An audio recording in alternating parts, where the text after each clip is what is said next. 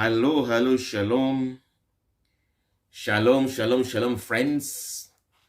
We thank God yet for another day. We thank God for his mercy and his goodness. Father, I pray that this communication will help someone and it will bear fruit and it will encourage someone on this journey of salvation, on this journey of faith. And everyone say amen and amen. Now, today I've come to answer questions from different people. I've just come back from Israel, as most of you know. And more important, so to give an unbiased advice regarding traveling to Israel. I believe so much from the bottom of my heart that every child of God should have the opportunity to go to Israel. Why Israel? I can't go into the whole teaching about altars. Go and do a research about altars. An altar, in simplicity, is a medium of communication that God initiated himself between heaven and earth. An altar is where God communicates between heaven and earth through either a physical place or through you as a person. That's why we are called altars. We are altars of God. God communicates through us. God cannot do anything on earth unless he goes through an altar. And that altar is either a place or a person. And we've seen in different areas in the Bible when God commands people to build altars. Now, I want to tell you that Israel has many altars. Israel is one of the most important altars on planet Earth. It's a portal, it's an open heaven, where God himself came and dwelt on Mount Moriah, where he told Solomon to build that temple, and God himself came and dwelt in that temple. So Mount Moriah is one of the most important altars. And when you go there to pray, your life is not the same. It's an open heaven. So that's another subject for you to go and research on altars. But today I just wanted to come specifically to encourage you on how you can make your way and go to Israel. There are two ways, of course, in which you can go to Israel. Number one, can you go by yourself? Can you go solo to Israel? Yes, you can. And that's what I've just done. I've just gone to prove that you can do it solo. You can go by yourself and tour. But there is a but on that.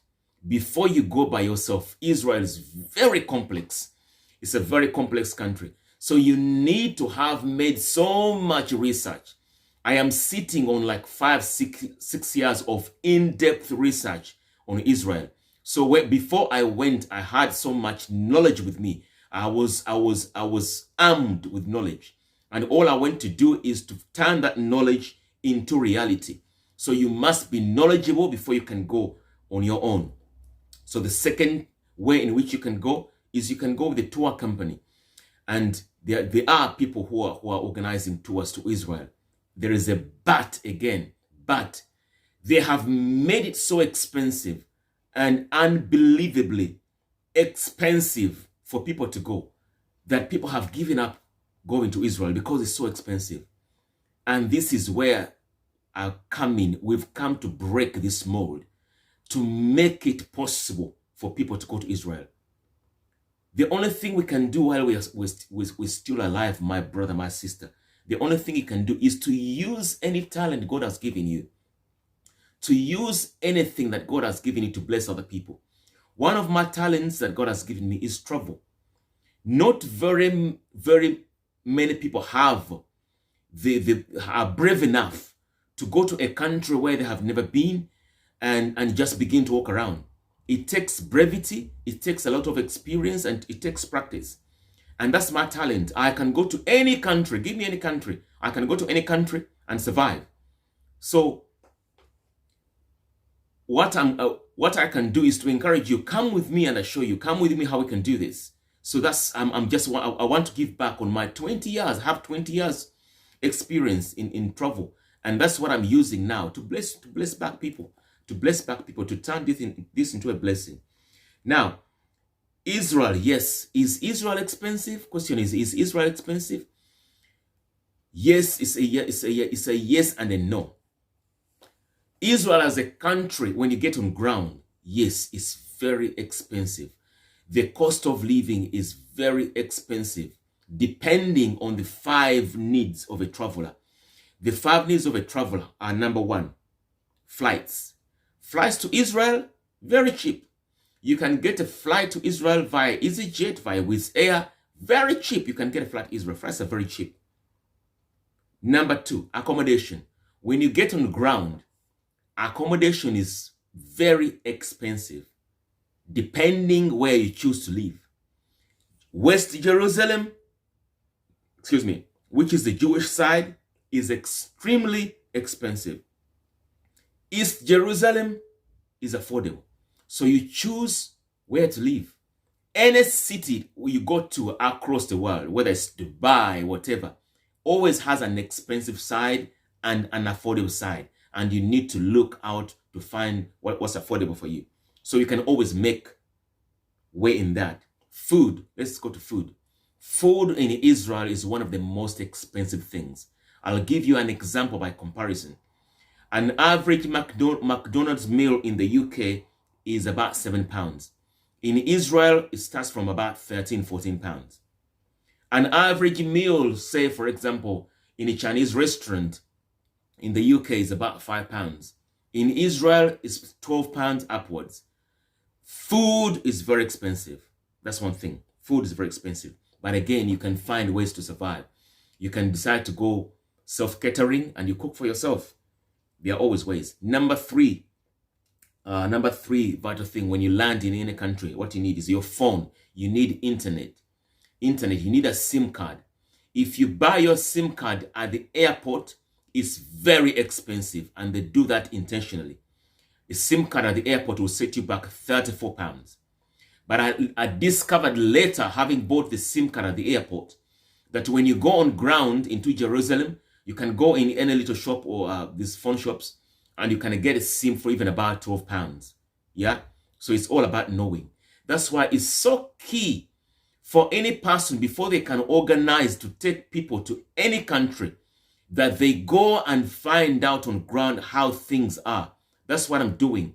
I'm going to Israel. I've gone to Israel and I'm going back again early next year, so that I can know the inner little things. You know the ground before you can even encourage other people to go. The other thing, when you get on ground in any country, the travel need is transport on ground.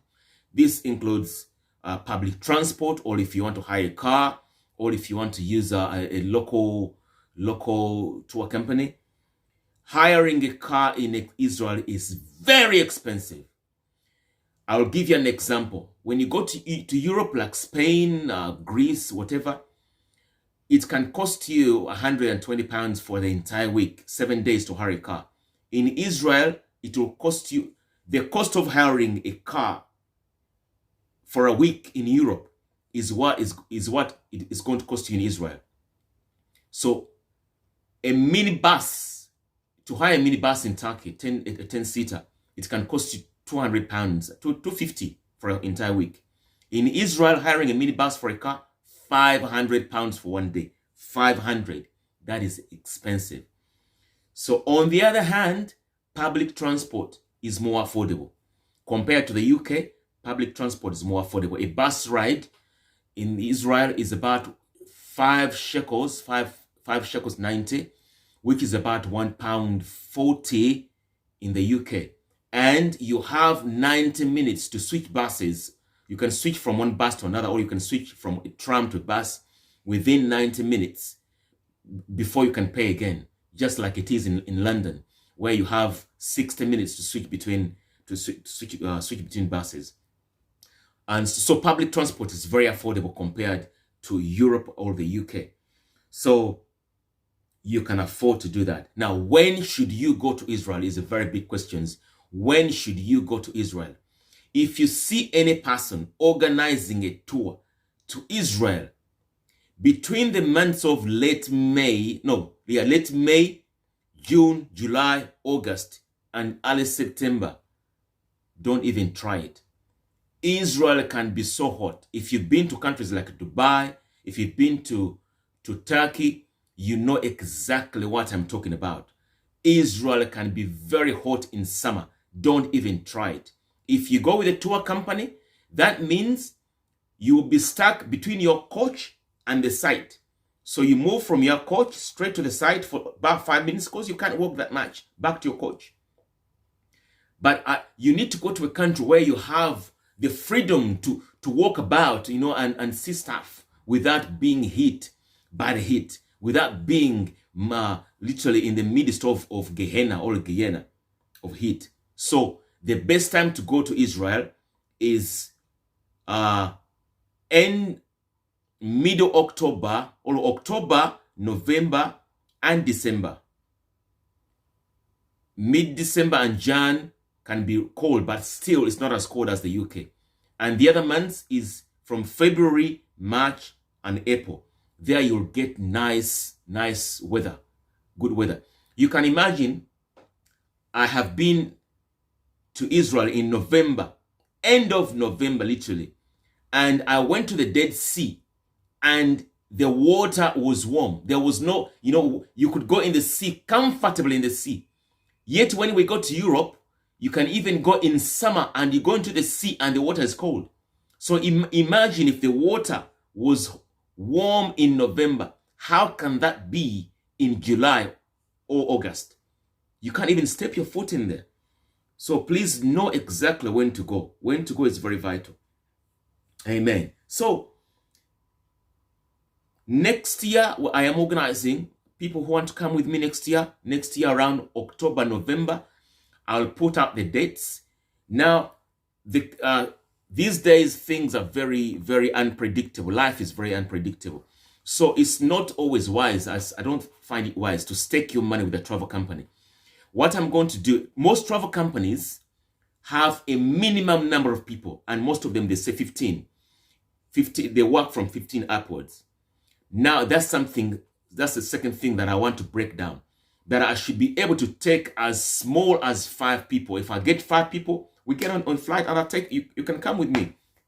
Amen. So I want to break this mold, to make it affordable and to take any number of people. Now, if we are going to go with a travel company, what I'm going to advise you to do is begin to save up your money now.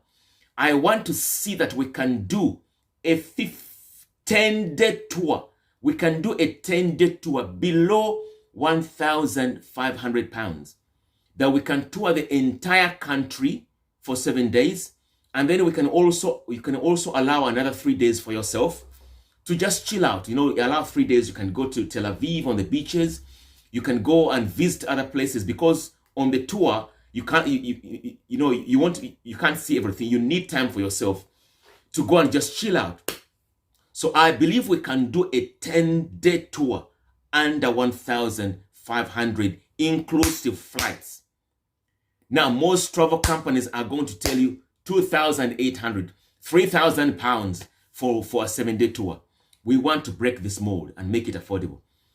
You can decide to do a 7-day tour. You say, okay, I'll go for 7 days and come back. Coming back is not a problem. You can go and stay for 7 days and come back. You can say, okay, when we go, I just want to stay for 5 days and come back. Do your 5 days and come back. Amen. You can decide, we can decide to say, okay, we're just going to do a Jerusalem tour. Jerusalem is like a minefield. Everything, the major sites are in Jerusalem. You can decide to go for a 4-5-day tour under £1,000 to Jerusalem, and we come back. We want to make this affordable and doable for every child of God. And yes, we can do it. Yes, we can do it. So begin to save up your money for next year, round about June or summertime. I'll put out the dates, but definitely it's going to be October, November, between October and November. I am going back because I'm studying right now. I'm doing a course to be my own tour guide. So I'm going back in Feb to tour the entire country and see how things work. So I know exactly where I can take you. I know exactly where I'll say, this place, no, we don't even bother. Amen. So it's vital that someone who is taking you to Israel has been on ground to see exactly how things are done. So God bless you, and see you next year.